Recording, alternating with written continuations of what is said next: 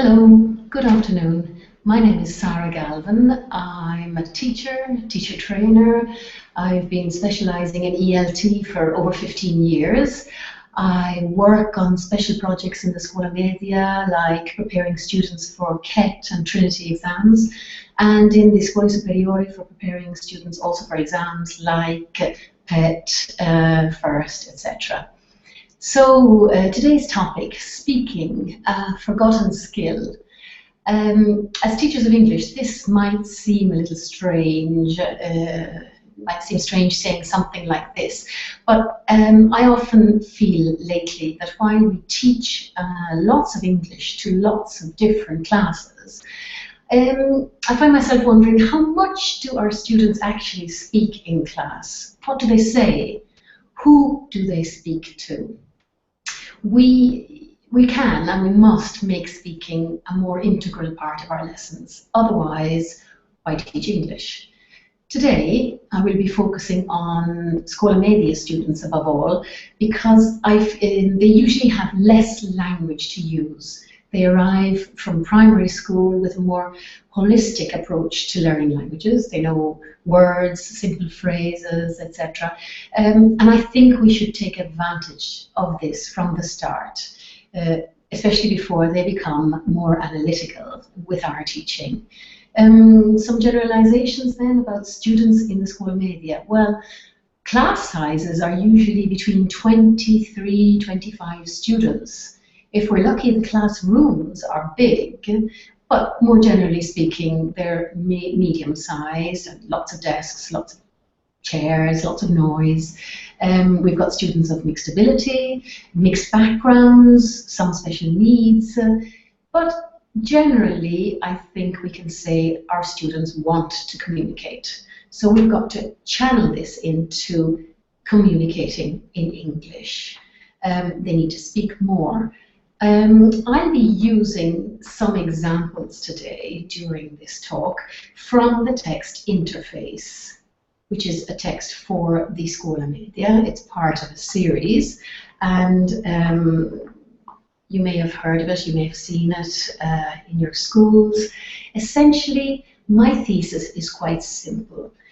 Whatever textbook you've got, you use it, and you use it a little bit more, and you make every activity a speaking opportunity. So now we look at some slides while we speak.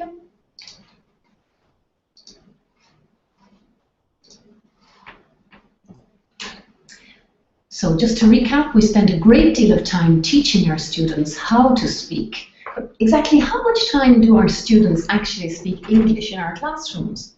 What do they say? What speaking activities do they actually do?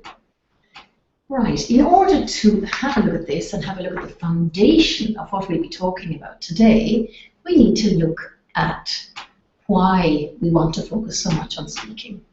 Well, we're preparing our students for tomorrow's world. I think that's pretty obvious. Their future, they've got to prepare personal baggage for the future.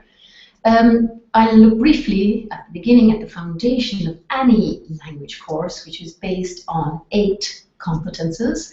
I will be focusing on the last 2, which are a little vaguer in definition, but in my view are more important when we're talking about making the most of speaking in our class. I'll be showing you some examples of how we can use what we have already got to promote speaking regularly, and by that I mean every lesson in our English classes. Just before we start, I'd like to give you a little overview which drew you in a conference last year at Liverpool, a conference involving the International Association of Teachers of English as a Foreign Language. He gave a keynote address about ELT tomorrow. Where are we going with English language teaching? And one of the things he mentioned was, among the challenges posed by globalization, such as diverse speech communities, unpredictability, and global communication culture, he said that it's going to require users to exhibit a high level of contextual awareness and the ability to adapt to language use. So contextual awareness and adaptability. Competence. What do we mean by competence? What people can do, so what our students can do, so what can they say, rather than what they know how to say. A few words linked with this concept of competence. We often hear of the words ability, aptitude, effectiveness, skills, very often in language teaching. And I would add another one, which is flexibility, because our students need, with our help, to learn to be flexible in many different social situations. They need to be able to adapt according to the person they find in front of them and the situation in which they find themselves. The basic competences then: 1, linguistic communication. That's learning the basic grammar and vocabulary, pronunciation, etc. needed as part of the basic package. Mathematical competence, it's not exactly doing maths, but learning numbers, dates, measurements, being able to interpret figures, for example, on a table. Understanding and interacting with the physical world. What do we mean by this? We mean doing activities, comparing lifestyles, giving views about the environment, scientific aspects, history, for example. Digital competence, very, very interesting here, researching information, using the internet to research for a project, for example, using computer or some e-books, for example, in order to have further practice in pronunciation, dialogue completion, and so on. And the last 4 are socialization and citizenship, learning how to behave in a social situation, citizenship, knowing about the world around you, and cultures that are further afield. Culture and art, knowing a little bit about these aspects in our world. And as I said, the last 2, which are a little bit vaguer in terms of interpretation, learning to learn, how to organize your work, and learning by doing. The final one, using your initiative and entrepreneurship. So entrepreneur, that's stolen from the French language, but basically we're talking here about the enterprising self, how much the student is trained to be able to confront any life situation. So if we focus on those 2, number 7 and number 8 for a moment, learning to learn, we'll be having a look at the advantage of learning by doing, so learning by speaking in our case today. And this is the how, and then the why. Why are we going to do this? Why do we want to do this? So that our students will learn how to use their own initiative and become entrepreneurs themselves when they speak language. We tend to define this as the enterprising self. So a flexible person able to survive in any social and cultural situation. Right, so moving on to learning by doing. What you do teaches faster and has a lasting impression is what one author said in one of his books. So if students speak rather than learning how to speak, I feel this will have a lasting impression on them. If we have a look at the advantages of learning by doing, we have an interesting learning pyramid here, taken from an American source, and regarding how much a student actually retains what he learns. So we've got the typical lecture situation, similar to a university, or just talking to the students. If they read something, they can usually retain about 10%. If they hear or see anything, we're talking about 20%. This is quite a surprising figure. I would have imagined it was more, but quite interesting nonetheless. If they see a demonstration, 30%. If they discuss something, they can retain up to 50%. Quite an interesting point. And if they practice doing, these researchers believe that they can actually retain up to 75%. These 2 figures, 50%, 75%, discussion and practice doing, are the things that are the basis of what I'm saying today. Quite simple, nothing too complicated, but something that we can easily apply in our language classrooms. So on that basis then, the reality is a classroom like this. I think most of us find ourselves with tables and chairs in this position. The ideal for anyone doing anything is something a bit more like this. However, this is a bit more like the concept of the flipped classroom, which everybody is beginning to talk about at the moment, where there's no teacher's desk, students work in groups of 3 or 4. It may not yet be practical in our scenario here in Italy, but we've got to think about how we can deal with our classrooms and encourage our students to really work with language learning. If they're doing this, they can't be looking at us, the teachers. They've got to be looking at each other. So even in a big classroom, this is the scenario we must aim for ultimately. It will take a while to organise. It will not be a success necessarily at first, but it does work. I've tried it. So, as I say, it may need some practical reorganisation. We may need to move tables, we may need to move chairs. Failing that, we should aim to have students working in groups or at least face-to-face. I don't mean side to side, face to face, so looking at each other. Otherwise, communication will only be 50% effective. Or back to back if they need to test each other or do something in order to find out some sort of exchange of information. There may be some movement if they've got to change groups, find out information from other groups, etc. It will be noisy.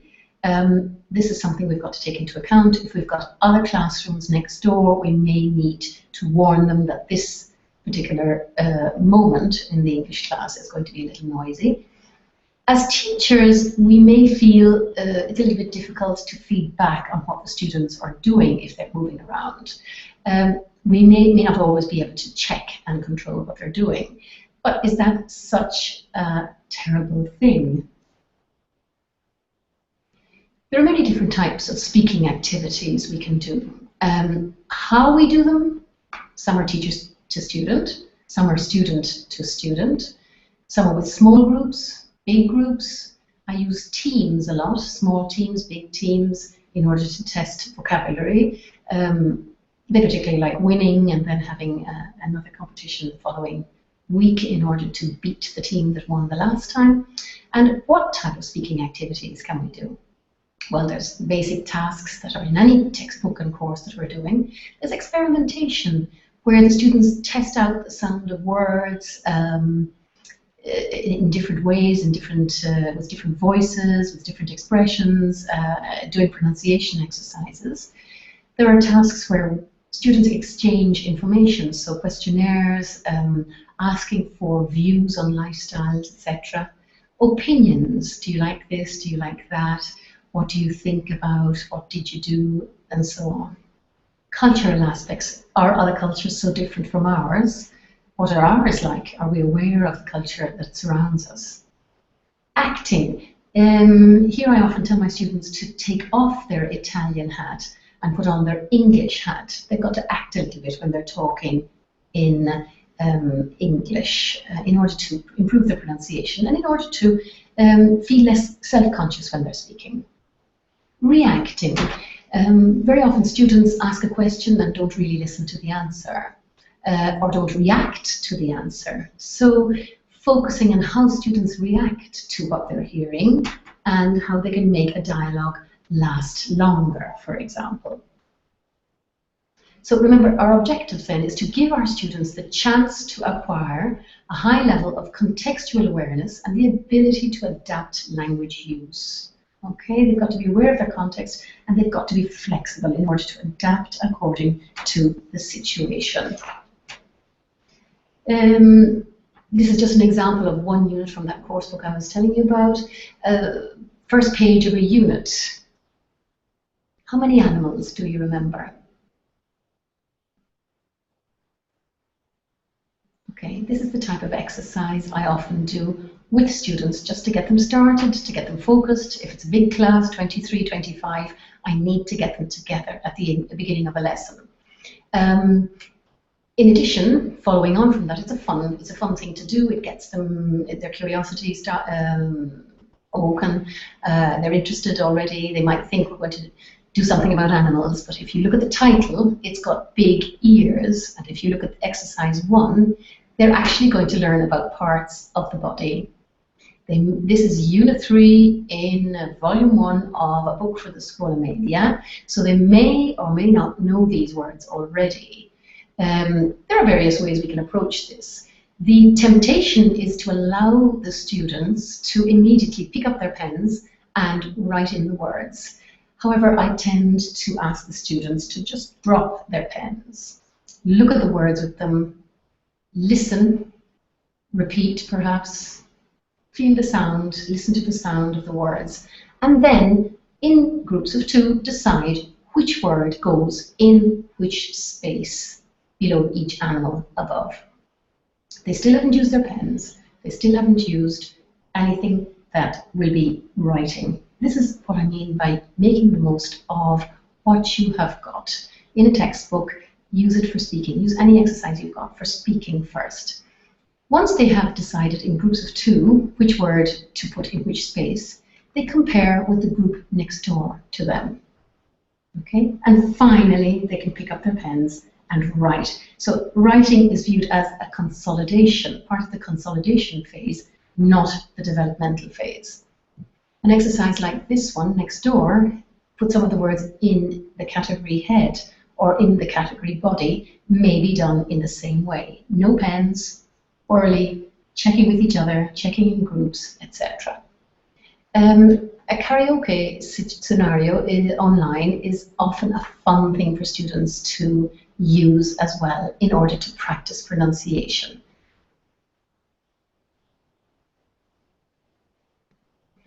Here we've got another typical 2 pages dealing with vocabulary and grammar. Vocabulary is really, really crucial at this point so that students can learn to speak quite quickly. We've got a similar type of exercise where students must identify the correct word to put under each image. Again, I ask the students to drop their pens and then they discuss which words go with which image. They can then listen and finally write the word under each image. Nice little exercise is an example of 3 descriptions. She's got long wavy hair, she's got green eyes, and she's short. Okay, so which description does this fit with which image? After this, I would take a break, and as a teacher-student type of exercise with a class, I would describe someone in the class and get the students to guess who I'm talking about. This is in preparation for an exercise that they will then have to do on the following page, which is actually the grammar section. And you might not imagine that that's a speaking opportunity, but in the grammar section, they've got an opportunity to do the same sort of thing. This time, they could play the guessing game, describing their classmates and guessing in small groups with each other. They may make mistakes. I think our objective here is not so much to check what mistakes they're making, but to celebrate that communication that's happening in just maybe, you know, Unit 3 of Volume 1 of a course book, for example. Although no skills exist alone, it's nice for students to see them listed clearly and separately from time to time, rather than under the generic title skills, for example. Clear labels at this age help students to understand that what they've got to do and thus become more autonomous. This is part of the training section. It's a bit like a personal trainer. While other activities incorporate impromptu speaking, this is straight training. It works gradually and systematically in helping your students to build up their speaking potential. A short listening task here at the beginning, because no skill exists alone, helps them to focus on the topic. 4 words, they've got to slot them into a dialogue. The topic, how to look after pets.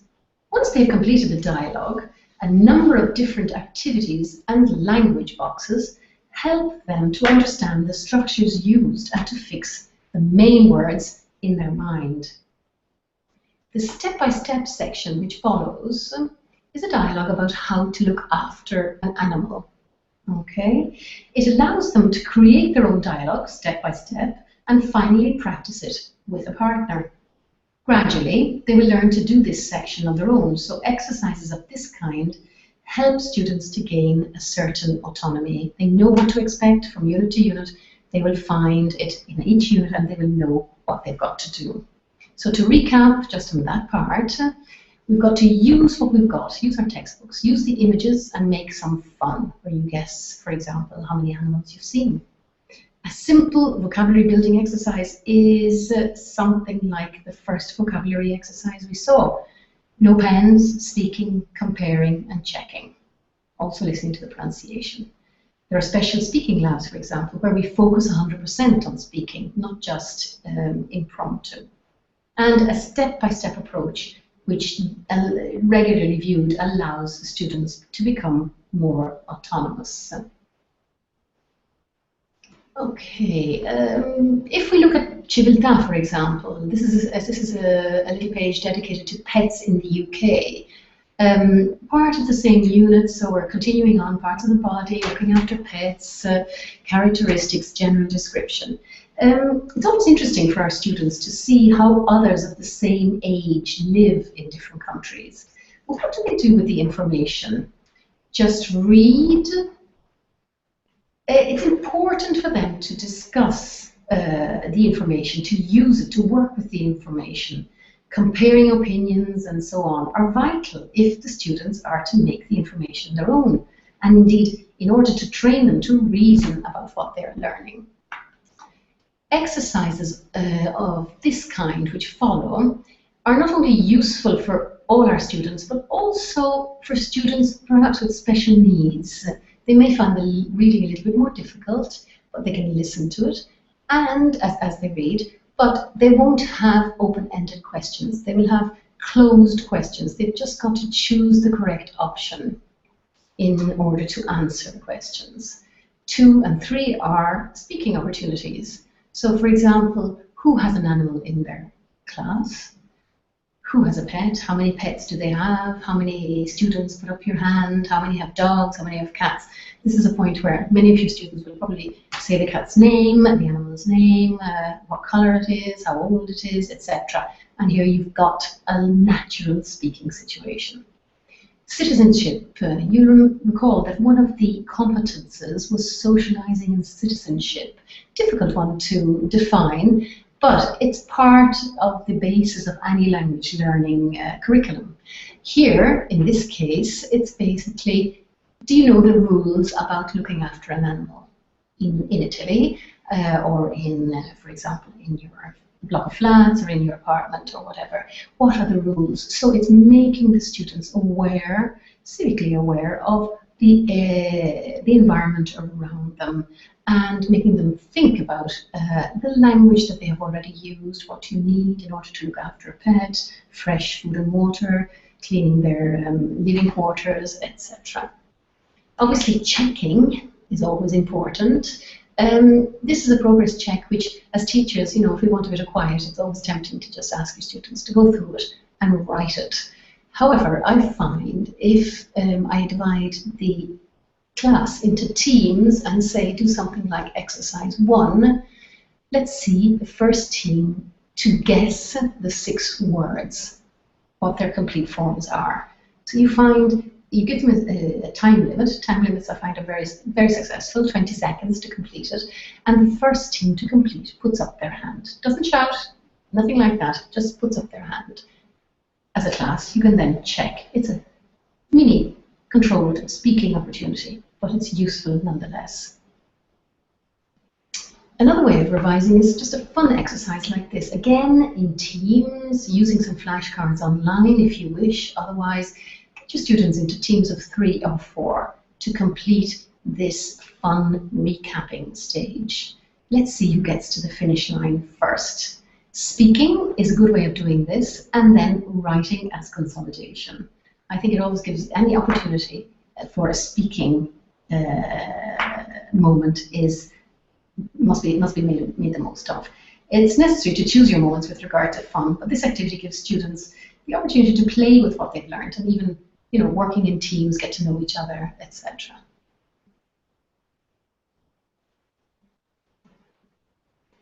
Sketches are fun moments again as well. They give the students the opportunity to use the language they've learned and focus on perhaps pronunciation, being actors and maybe acting out a role that they wouldn't normally do in real life. It's a fun activity. This competence is in progress is important for us, I suppose, to monitor how much our students have learned. Here they've got to discuss places in the area in which they live. They've got to choose a place together and write some notes. Where is it? When is it open? What's so special about it? And then they've got to write a short text. This is a moment which will involve some speaking in the mother tongue. But I feel we mustn't be afraid of this, as the main aim is the students are using English to put together a project or a piece of research. So when they're deciding where it is, what time it's open, what's so special about it, they're going to have to think of how to say this in English. Also writing a text in groups, they're going to have to write it together, 2 or 3 people, discuss what words to be used, how to say it, etc. They're going to have to check the text that they've written, find photos, decide how to display it, etc. It's a moment for getting to know your partners, getting to know your classmates, but also for speaking in English. So, just to recap there, what have we looked at? We've looked at chibita, which shouldn't be just reading, but working with the information. Not just answering open-ended questions, but commenting, comparing, sharing information and opinions. Fun, I always try to have a fun element or a surprise element because I feel this is an important aspect even when we're testing what students remember. It's a 5-minute thing, it's obviously not the whole class, but important nonetheless. Sketches give students an opportunity to practice dialogues without being too worried about the meaning or what they're saying.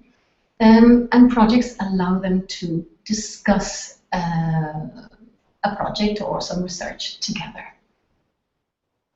So to conclude then, I feel it is vital to use every occasion to get our students speaking. I don't think we should worry about the correctness, but rather get them fluent. In many parts of the world today, English is used as a second language, so it's not going to be perfect. So aiming for our students to confront any social situation, any cultural context, getting them fluent, I think should be our #1 priority. Obviously, it will need some formal practice in order to get the grammar more correct, get the words used in the right context, etc. And for this, we can use mini dialogues, pronunciation exercises, dialogue completion, or we can use something a bit more informal. We can use our textbooks differently. We can make our activities speaking focused. So a little bit of both, I think, is indicated. It's the main thing, I think, is to keep speaking as the main focus and the main objective of our lessons, not just teaching how to speak, but actually speaking. So the aim then is to train our students to be active, flexible and confident in any English-speaking context. I found a few quotes here about speaking in general. I thought were quite interesting. Little mixed views about what speaking does generally. Marcel Proust said, "We imagine always when we speak that it is our own ears, our own mind that are listening." I think this is quite perceptive. If we think of our students, who's listening to them when they speak? Is it the teacher? Is it other students? And what are they thinking about as they listen? Larry King is a very famous TV presenter in the USA. And interestingly, he also talks about speaking and listening together. The first rule of my speaking is listen. So, you know, as we encourage our students to speak, they've also got to listen to what is said in reply and comment on what is being said. So, making a dialogue lengthier rather than just question-answer. That's the aim of the game.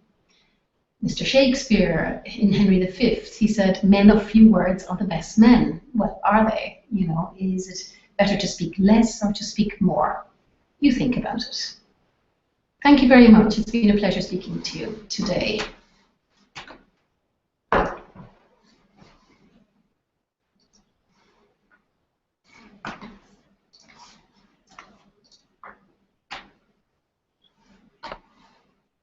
Antonio from Naples. How can we check what our students are saying in English if classes have lots of students? Yes, it's a major concern of mine as well. How can we keep an eye on everybody?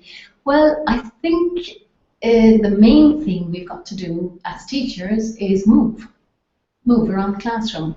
I don't ever sit down. I use the teacher desk just to put some books on, but I actually move around the classroom all the time. So I'm constantly checking. That is not to say that I hear everything that everybody is saying. However, it gives me an opportunity to get a feel of what they are saying at any one time and to start monitoring each student and finding out to what extent they can actually express themselves in English. It takes a lot of the pressure off interrogazione, and in the end you do fewer interrogazioni because you already know what the student's level of spoken English is like. Thank you. Thank you very much. Goodbye.